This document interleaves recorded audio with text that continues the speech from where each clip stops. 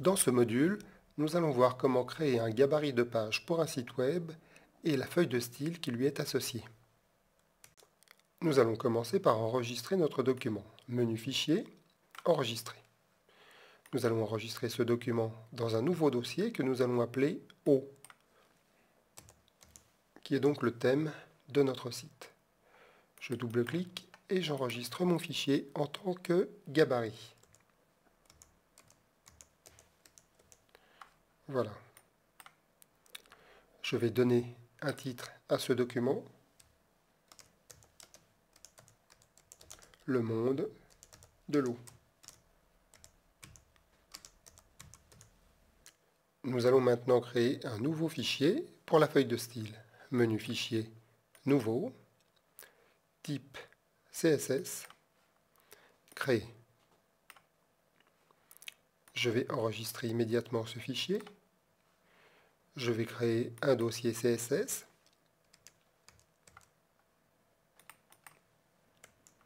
Et je vais enregistrer ce document sous style O. Enregistrer. Voilà, donc ma feuille de style est créée. Je vais maintenant relier ma feuille de style à mon gabarit. Je vais donc sur mon gabarit, je vais attacher cette feuille de style. Je remonte pour chercher le dossier CSS correspondant, style O.css. Je valide la boîte de dialogue et je valide la seconde. Je vais maintenant créer les balises div et les règles de style qui leur sont associées. Je vais commencer par insérer la balise div. Je vais choisir un identificateur. Les identificateurs sont uniques, ce qui convient tout à fait à une mise en page. Je vais donc commencer par l'identificateur conteneur, qui sera donc dans une nouvelle règle de CSS. Dièse conteneur, oui, identificateur qui ne s'applique donc qu'à un seul élément HTML. Je valide la boîte de dialogue et je vais donc aller dans la catégorie boîte pour donner les caractéristiques de notre boîte. Je vais commencer par lui donner une largeur de 780 pixels. Je vais également le centrer dans le document. Je vais donc demander qu'il y ait une marge gauche et droite automatique, ce qui aura donc pour effet de centrer notre boîte dans le document. Je vais valider la boîte de dialogue. Et je vais valider la suivante. Notre conteneur sera donc la boîte qui va contenir l'ensemble de notre page. Je vais maintenant insérer les autres balises div, à commencer par le bandeau, également appelé dans les pages anglaises header. Voilà donc notre bandeau. Je crée une nouvelle règle de CSS. Dièse bandeau, je valide. Et je vais donc aller lui donner une image d'arrière-plan. Background image, parcourir. Je vais donc sélectionner arrondi, voilà. 780 pixels de large, 169 pixels de haut. Je valide la boîte de dialogue. Je vais aller dans la catégorie boîte pour donner une hauteur à mon bandeau. Je vais donc écrire 169. Et je valide la boîte de dialogue, ainsi que la suivante. J'ai donc ici mon bandeau qui apparaît. Je peux d'ores et déjà supprimer le texte qui était dans le conteneur et également le texte qui est dans le bandeau. Voilà. Je vais créer une nouvelle balise, div, qui viendra se positionner sous notre bandeau. Je vais l'appeler sous-bandeau.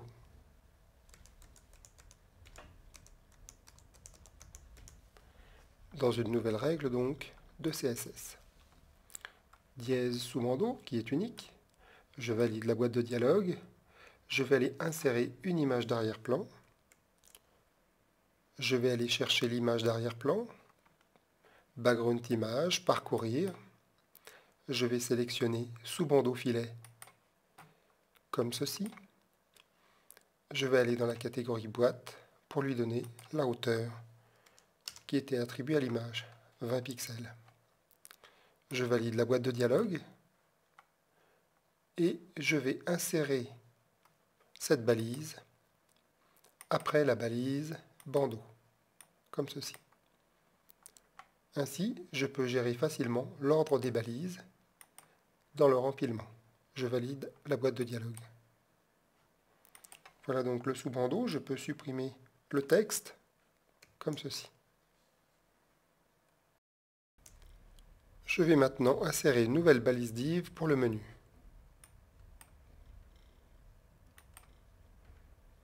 ID menu dans une nouvelle règle de CSS. Dièse menu, je valide. Dans la définition de style, je vais regarder la taille des images. Je vais aller dans la catégorie arrière-plan, background image.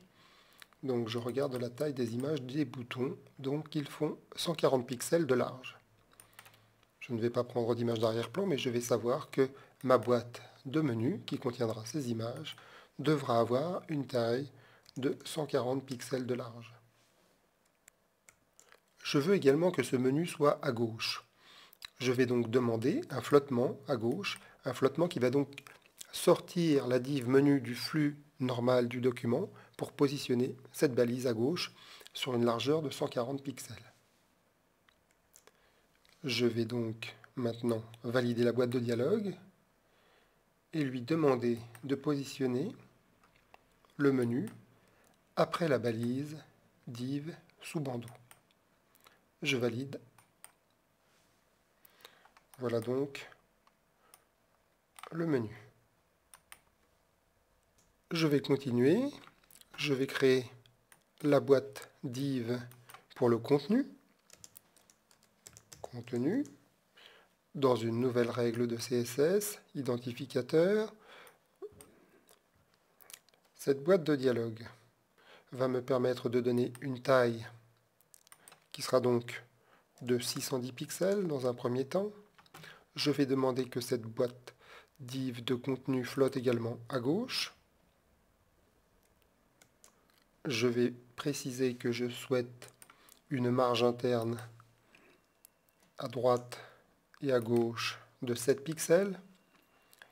Je vais enfin choisir la police en Arial, 13 pixels, une couleur choisie sur l'image du bandeau. Voilà. Je valide la première boîte de dialogue et je vais donc placer mon contenu après la balise de menu, comme ceci. Je valide ma boîte de dialogue.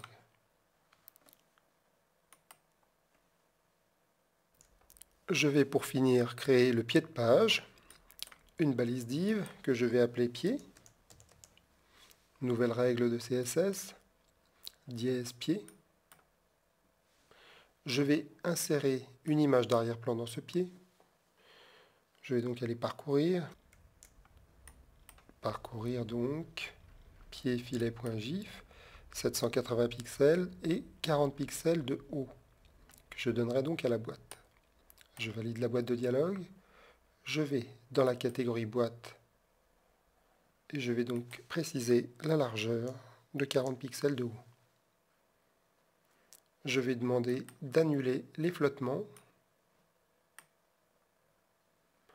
Je vais renseigner également la police, Arial, une taille qui sera un peu plus petite que le reste du document. Je vais également centrer le texte qui se trouvera à l'intérieur du pied de page. Voilà, centré. Je vais valider la première boîte de dialogue. Je vais demander de positionner cette balise div après la balise de contenu, comme ceci. Et je valide la boîte de dialogue. Il me reste encore quelques petites modifications à faire, notamment dans le conteneur, afin de mettre une image d'arrière-plan sur l'ensemble de mon document. Je vais aller modifier le style. Je sélectionne conteneur, je double-clique. Je vais aller mettre une image d'arrière-plan. Parcourir. Je vais donc prendre fond bord. Je valide donc en cliquant sur OK. Je vais demander que cette image se répète en Y, donc en hauteur. Pour le moment, ça sera tout. Je vais valider ma boîte de dialogue. Voilà. Je vais enregistrer mon fichier et lancer un aperçu dans le navigateur. J'enregistre les fichiers dépendants, donc la feuille de style. Voilà, mon document est conforme à ce que je voulais, mis à part dans le bandeau où l'on voit l'image d'arrière-plan dans la transparence du PNG. Nous allons donc modifier ceci. Je vais donc aller modifier les paramètres de style du bandeau. Double-clic sur le bandeau, arrière-plan, et je vais donc insérer une couleur d'arrière-plan qui sera identique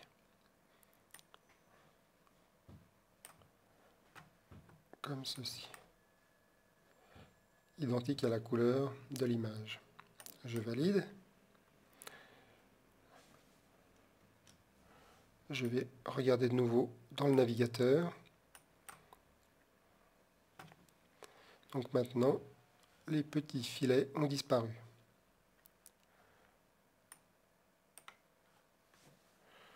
Voilà.